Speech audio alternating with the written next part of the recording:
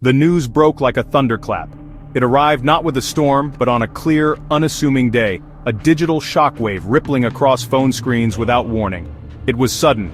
It was final. There was no room for doubt. Charlie Kirk, the energetic, ever-present voice of a generation of young conservatives, was gone.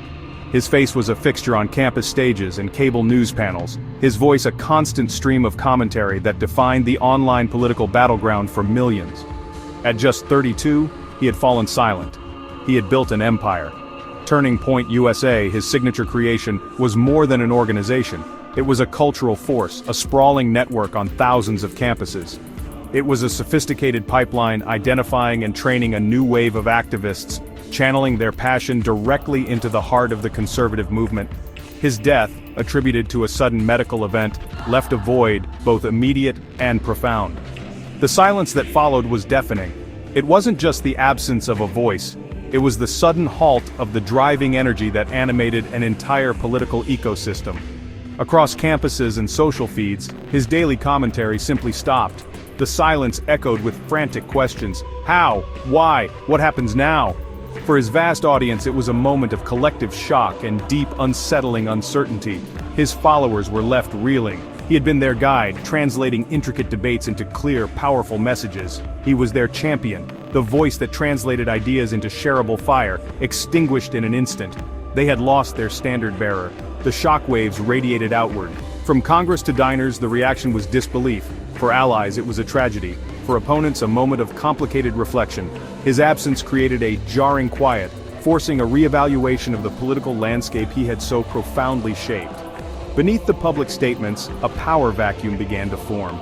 Kirk wasn't just a frontman, he was a kingmaker, the critical link between wealthy donors, politicians, and the grassroots. The machine had lost its operator, the gears ground to a halt. In the unnerving stillness, allies and adversaries held their breath. The movement he built stood at a precipice, its future unwritten. The world waited to see who would write the next chapter. From the gilded halls of Mar-a-Lago, where news of the tragedy landed like a shockwave, the response was swift and decisive.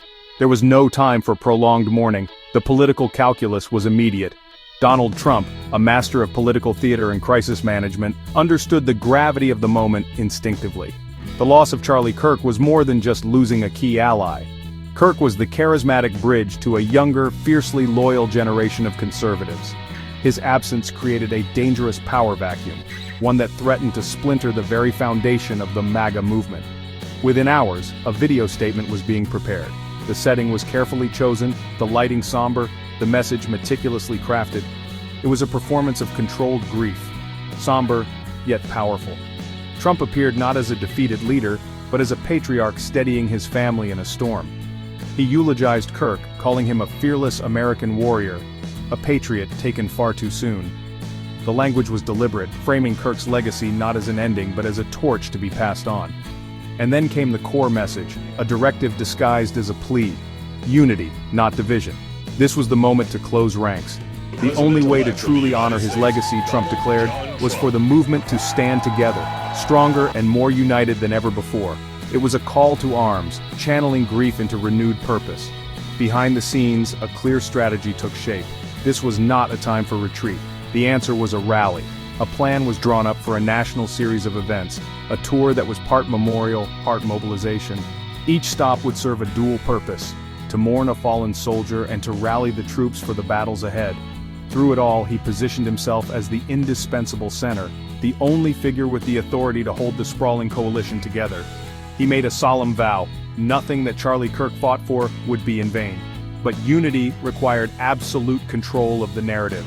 The message had to be singular and powerful. An edict went out. All public statements were to be routed through a central command, a preemptive strike against the inevitable infighting. Because in the vacuum left by a fallen leader, rivals emerge. Trump moved to fill that space himself, immediately and completely. This involved more than public pronouncements. Private phone calls were made. Key lieutenants received personal outreach, reassurance, and a coveted place in his inner circle. It was a strategic absorption of Kirk's political machinery, ensuring its loyalty. A masterclass in political maneuvering, turning loss into an exercise in consolidation. Public mourning and private power plays executed in perfect sync.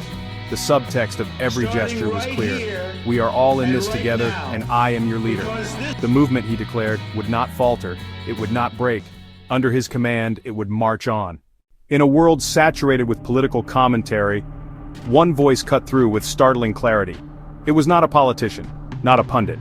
It was Angelina Jolie, known for humanitarian work and privacy. She penned an op-ed in a major international publication, not about him as a figurehead, but about the culture of division and its human cost, a plea for empathy in an age of anger. She drew lines, not left and right, but construction and destruction. The rhetoric was eroding society, turning neighbors into enemies, teaching contempt over conversation. She didn't attack directly, she didn't need to. An indirect critique of the ecosystem that made him a star. The reaction was explosive, hailed as reason, branded a hypocrite. Perfectly predictable.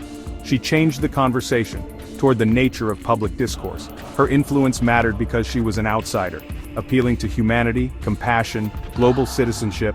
She asked people to reflect, not to rally, and ignited a cultural firestorm. The clash was immediate and stark. The consummate political showman versus a global figure turned moral advocate. A new front in the culture war, fought on millions of screens. His power, a direct connection to his base. He spoke their language, channeled grievances, made outsiders feel inside. Her influence, aspirational, humanitarian, and deeply serious. Not a strategy, a moral statement bypassing gatekeepers, the media became the battlefield.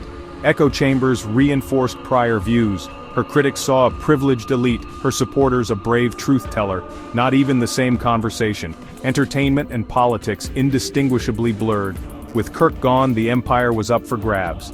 A scramble, social surges, studio slots, fiercer competition, double down or broaden appeal. Pilgrimages for a deciding endorsement, messages tailored, loyalty pledged, testing waters, keeping contenders off balance. Without a unifying glue, factions pulled apart, and the future hung in the balance. Charlie Kirk was more than just a commentator. He was a master of the digital world. He built an empire not on television or radio, but in the chaotic, fast-moving currents of social media. He understood the intricate dance of algorithms, the science of engagement, and the art of the viral post. Every tweet, every live stream was a carefully calibrated tool in a relentless information war, designed to capture attention and mobilize his base.